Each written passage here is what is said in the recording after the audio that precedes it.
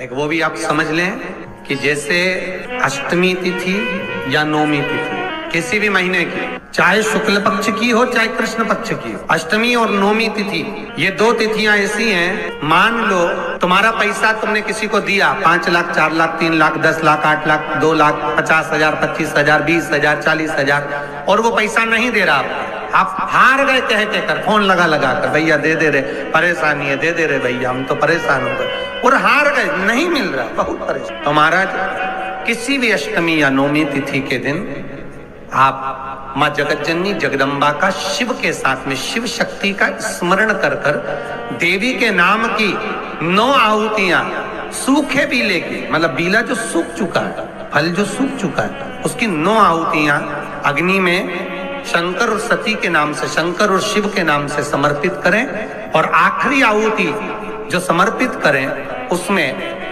थोड़ा सा भाग तिल का, और तिल भी काली नहीं चढ़ती उसमें, श्वेत तिल का भाग उसके साथ लगाकर समर्पित करें और जिससे धन लेना है उसका नाम लेकर वो समर्पित करें महाराज, उसको सुध आएगी और वो पैसा किसी भी हाल में आपके हाथ में थमाकर जाएगा ही।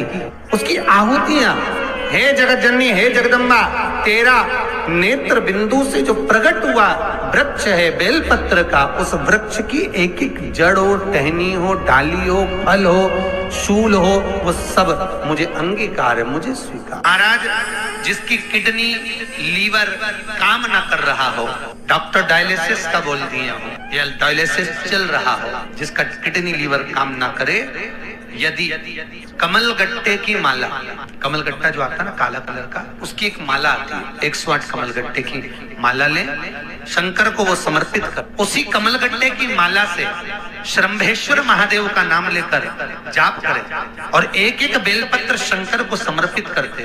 थोड़ी देर बाद जब सारी बेलपत्र समर्पित हो जाएं, शंकर पे चढ़ा हुआ जल श्रंभेश्वर महादेव का नाम लेकर आचमन कर ले, क्योंकि जिनकी किडनी लीवर गड़बड़ हो जाता है डायलिसिस वाले को पानी भी नाप तोल कर पीना पड़ता है, थोड़ा सा पानी शंभेश्वर महादेव के नाम से आचमन करें, आपका डायलिसिस बंद हो जाएगा, किडनी लीवर वापस काम करना चालू कर देगा। शंभेश्वर महादेव के नाम में इतनी प्रखरता होती है, इतनी प्रबलता होती है कि यदि कोई बच्चा, कोई घर का व्यक्ति, कोई सास, कोई बहू, कोई पुरुष, कोई नारी अगर घर में चिड़चिड़ प्रवृत्ति कर रही हो तो श्रंभेश्वर महादेव का नाम लेकर मात्र थोड़ा सा पानी, गिलास पानी का उसके सामने दे दो और अगर वो पानी पी ले तो 5 मिनट में वो एकदम शांत हो जाती है। श्रंभेश्वर महादेव का इतना प्रमाण है। भगवान शंकर का एक अवतार श्रंभेश्वर के रूप में, क्रोध को समाप्त करना, क्रोध को शांत करना। श्रंभेश्वर महादेव, अगर कोई लड़का कोई लड़की अन्य जगह पर मित्रों के साथ में गलत जगह पर लगे हुए हैं और उनकी संगत नहीं छूट रही है, 5 लौंग 5 काली मिर्च।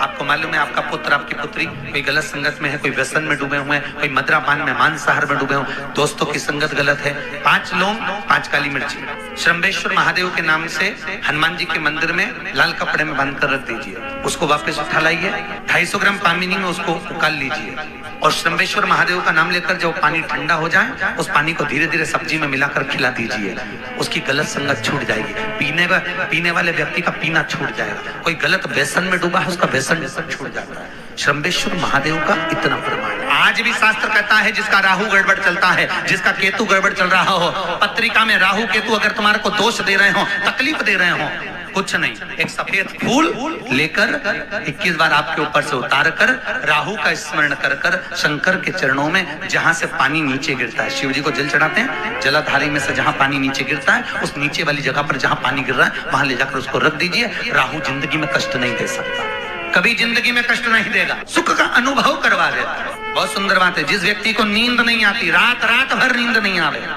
करवटें बदलते रहो, गोली खाकर सोना पड़ रहा, कुछ ना करिए, केवल एक श्वेत पुष्प को पीपल के पत्ते पर रखकर जहां से जल नीचे गिरता है वहां पर उसको रख दीजिए। आपकी जिसको नींद नहीं आती उसके ऊपर से उतार बस वहां, और जिस दिन आप रख के आओगे उस दिन चकाचक सोगे, गोली खाने की जरूरत नहीं। 1 हफ्ते तक आपको चकाचक नींद आएगी, फिर अगला हफ्ता है, फिर सोमवार को चले जाओ, फिर करिए, फिर गोली खाने की जरूरत ही नहीं, चक नींद, सवेरे 6-7 बजे ही उठोगे, रात को सोए, नींद ही नहीं। 3 तरह की दुर्वा होती है महाराज। कितने तरह की? 3। एक सिंगल बटकी, एक डबल बटकी और एक श्वेत। जिस बेटा और बेटी का विवाह नहीं हो रहा, बहुत प्रयास कर लिया, सफेद वाली दुर्वा को लेकर उसका बट बनाइए, 7 दुर्वा को लेकर बेटा बेटी का हाथ लगवाकर चंद्रमा पे से 7 बार घुमवाकर गणेश जी का जो दांत टूटा हुआ है उस साइड पर दुर्वा को लगवा दीजिए। 3 से 4 महीने में बेटा बेटी का विवाह पक्का हो जाए। चंद्र गणेश का स्मरण कर, बाल चंद्र गणेश का स्मरण करिए। ये सफेद दुर्वा जो है, जिसको पथरी की बीमारी होती है ना, उसको ऑपरेशन की जरूरत नहीं पड़ती। जहां पर पानी का स्रोत रहेगा, जलाशय रहेगा, कुआं रहेगा, बावड़ी रहेगा, वहां सफेद दुबा लगती है। उस दुबा को लाओ, गणेश जी को समर्पित करिए, बालचंद्र का स्मरण करिए, उसी दुबा को चबा चबा कर दांत से खाना चालू कर दीजिए। 15 दिन में पथरी बाहर हो जाती है। भगवान श्वेत दुर्वा का इतना प्रमाण है हमारा। भगवान गणेश जी महाराज को जो दुबा आप लोग समर्पित करते हैं उसको मोली से बांधकर कभी नहीं चढ़ाएंगे, मोली से धागे से बांधकर नहीं चढ़ाएंगे, दुबा से ही उसको लपेट दीजिए, दुबा से ही उसको बांधिए और प्रयास करा करो कि दुर्वा जहां गणेश जी का दांत टूटा है उसी ओर गणेश जी को समर्पित करी जाए। दुर्वा का क्रम है। मनोकामना प्राप्ति के लिए 21 दुर्वा, वंश वृद्धि के लिए 11 दुर्वा, कार्य सिद्धि के लिए 7 दुर्वा और अच्छे एग्जाम में पास होने के लिए 5 दुर्वा का प्रमाण शिव महापुराण में वर्णन है महाराज। ऐसा हमारे यहाँ शिव महापुराण शास्त्र वर्णन। नवमी तिथि, कौन सी तिथि? नवमी, चाहे शुक्ल पक्ष की हो चाहे कृष्ण पक्ष की। 7 दुर्वा, कितनी दुर्वा?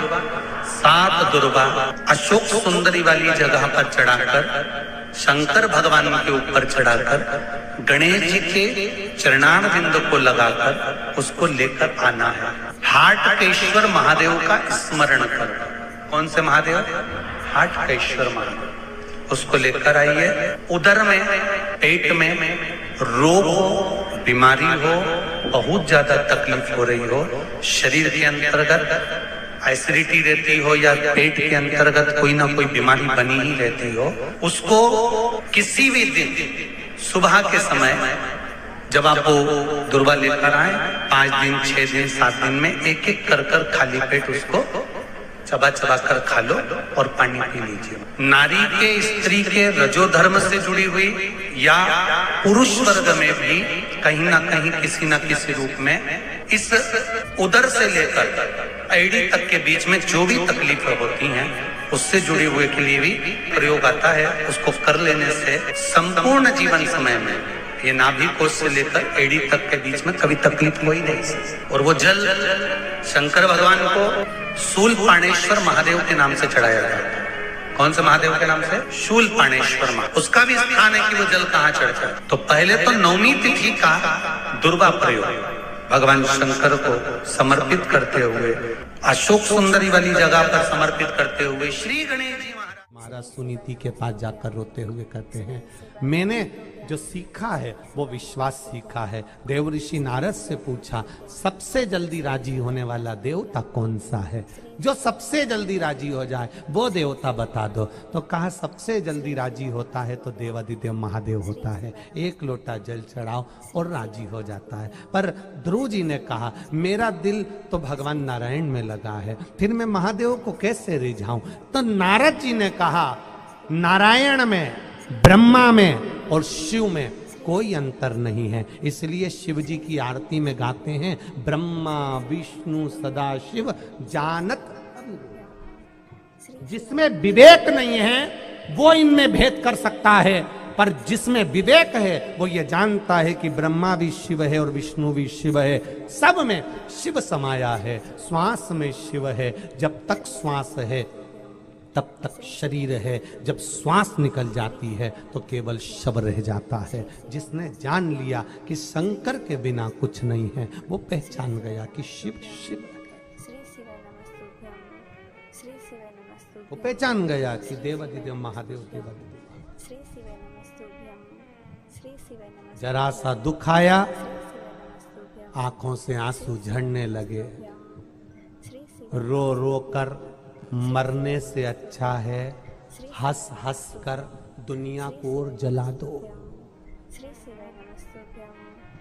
और जला दो। रो रो कर मरने से अच्छा है प्रसन्न रहो।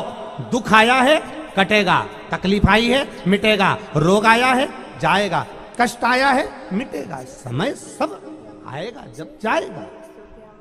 श्री शिवाय नमः। समय की अवस्था में सब आएगा जाएगा, आया है जाएगा।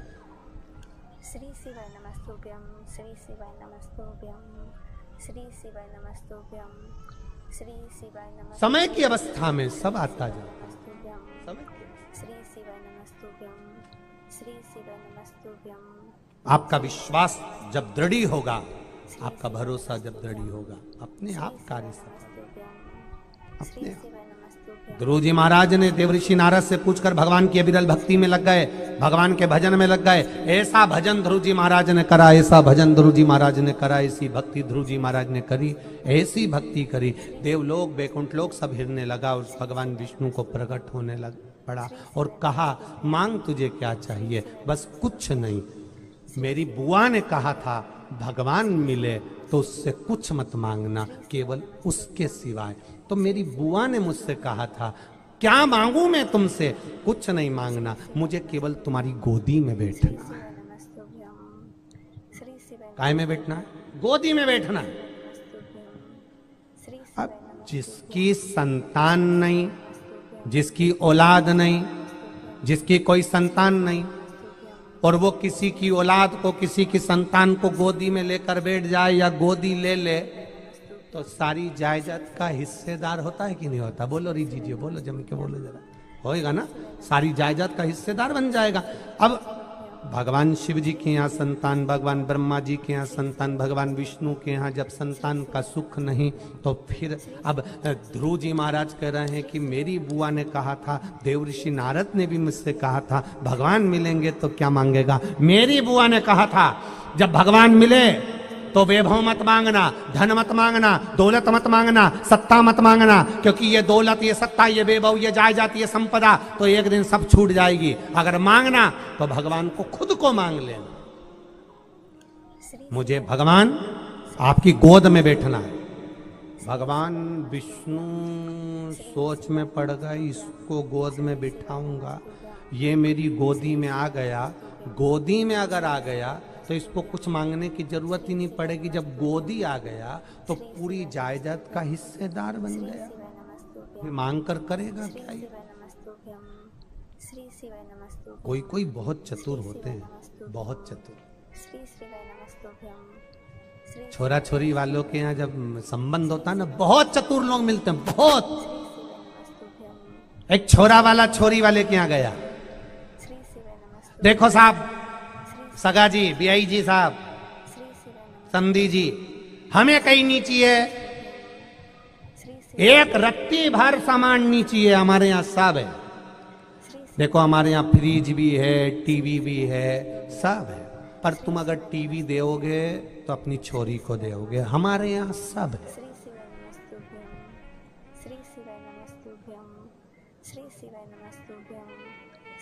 हमारे यहाँ तो दो दो तीन तीन गाड़ी भी हैं, पर सब गाड़ियाँ चली जाती हैं। और तुम्हारी छोरी का अगर कभी मन हुआ पति के साथ घूमने का, तो हमें कुछ नहीं चाहिए, कुछ भी नहीं। हमारे यहाँ तो पूरा फर्नीचर बना हुआ है, सब कुछ रखा हुआ है, सब कुछ, सब कमरे में एसी लगा है। एसी लगवाओगे तो आप अपनी छोरी के कमरे में लगा, हमें बोलो, जम के बोलो, कुछ